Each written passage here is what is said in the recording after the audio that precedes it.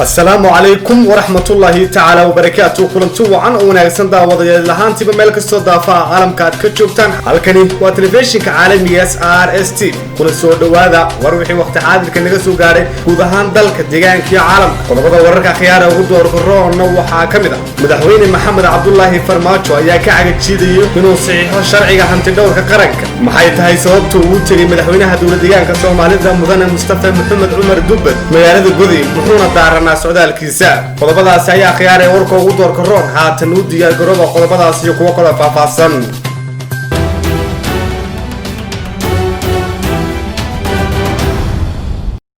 madaxweyne Maxamed Cabdullaahi Farmaajo ayaa weli si rasmi ah u saxiixin sharciga madax banaanida hanti dhawrka qaranka kadib markuu dagaal dhigtay qaybo sharciyo badan oo ahayd inuu qaranka ku duugo. madaxweynaha ayaa saxiixay 11 kamid ah sharciyada halka uusan weli saxiixin midka hanti dhawrka qaranka oo kamid ah 12 sharci oo uu meel mariyay baarlamaanka dalku. madaxweyne Maxamed Cabdullaahi Farmaajo ayaa sharcigaasi ugu dhagan dano shakhsiyaad xil uu rabo go'aanka kama dambaysta ah ee magacaabista hanti dhawrka uu noqdo mid ka soo baxa xafiiskiisa. sidaas waxay siyaasi Cabdiraxmaan Odewa oo xogayaha madasha xisbiyada qaranka ayaa madaxweynaha ku dhaleelay inuu dana gaar ah oo ilaa ay hadda u sharciga muhiimka ahaa. sharcigaas ayaa waxaa horey u meel mariyay xildhibaanada baarlamaanka iyadoo qayb ka ahaa sharciyo ay meel mariyeen isla markaana u gudbiyeen madaxweyne Maxamed Cabdullaahi Farmaajo. sharciga ugu muhiimsanaa hanti dhawrka iyo madax banaanida hanti dhawrka qaranka weli muusa saxiixin madaxweynuhu wax kale ma aha wuxuu rabaa inuu madaxweynuhu magacaabo ayuu yiri siyaasi Odewa oo ah xogayaha madasha xisbiyada qaran. madaxweyne Maxamed Cabdullaahi Farmaajo ayaa inta badan lagu dhaleelaa inuu saxiixiyada loo baahan yahay meel marin sharciyada muhiimka ah ay soo ansixiyaan baarlamaanka dalka.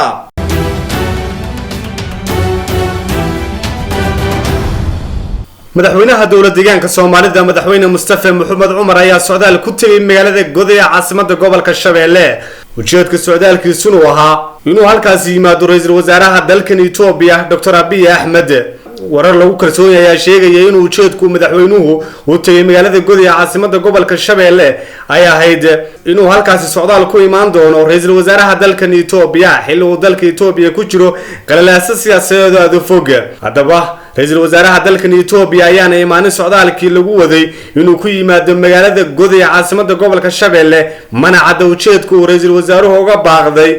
magaalada Gudi ay isku tageen inta badan xukuumadda dowladda deegaanka Soomaalida ayaa dib ugu soo rogaal caliya caasimadda dowladda deegaanka Soomaalida ee magaalada Jigjiga isla markaana dib ugu soo noqday socdaal dhulka ah soona maray degmooyin iyo gobollo ay kamid yihiin Jarar iyo Qoraxay. markuu madaxweynaha dowladda deegaanka Soomaalida uu soo gaaray magaalada Qabri Dahare ee caasimadda gobolka Qoraxay wuxuu shir khaas la yeeshay maamulka gobolka Qoraxay isagoo ka wareystay howlaha horumarka iyo nabadgelyada magaalada. kadib madaxweynaha dowladda deegaanka Soomaalida Mustafa Maxamed Cumar ayaa xariga ka jaray dugsi sare oo cusub oo yeelanayso degmada Sheegoosha gobolka Qoraxay. sidoo kale wuxuu madaxweynuhu dhagax dhigay buundo isku xidhaysa degmada Boodle iyo Galadiid. marka uu dhagax dhigaasi sameeyay madaxweynuhu wuxuu si khaas oo la hadlay warbaahinta dalkan Itoobiya oo ku wehelinaysay socdaalka isla markaasina warbaahintu iyaduna ay ahayd mid khaas ku lahaa ra'iisul wasaaraha dalkan Itoobiya. si kastaba ha noqotee socdaalkii lagu waday ra'iisul wasaaraha inuu yimaado magaalada Gudi ayaa saas ku baaqday wuxuuna madaxweynaha dowladda deegaanka Soomaalida dib ugu soo laba noqday caawa caasimadda dowladda deegaanka Soomaalida ee magaalada Jigjiga. wixii ware ka soo kordha halkan kala soco.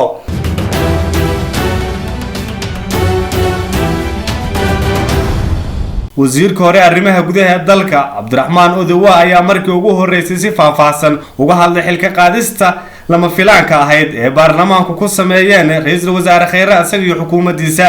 Odewa oo hadda xogayaha guud ee madasha xisbiyada qaran ayaa si weyn u soo dhaweeyay xilka tuurista Khayre isagoo ku tilmaamay xukuumad aan waxqabad badan dalka ku soo kordhin. waxa kale oo uu sheegay in ra'iisul wasaare Khayre uu cadaadis xoogan ku hayay wasiiradiisa taasoo keentay in golahaas oo u badnaa xildhibaano ay ka codeeyaan markii baarlamaanka kalsoonida kala noqonayeen. Cabdiraxmaan xogayaha madasha xisbiyada qaran ayaa u arka in xilligan ay munaasib ahayd in xilka laga xayuubiyo ra'iisul wasaarihii hore Xasan Cali Khayre asaga iyo xukuumaddiisa inkastoo ay si ku meel gaar ah xukuumaddiisa u sii wado howlaha qaranka. Odewa ayaa ra'iisul wasaare Khayre ku sifeeyay shakhsi horumar ballaaran ka sameeyay dhanka warbaahinta oo aysan jirin waxqabad muuqda oo dalka ku soo kordhiya walow ay siyaasiyiinta qaarkood arrinkan ay la qabin Cabdiraxmaan Odewa.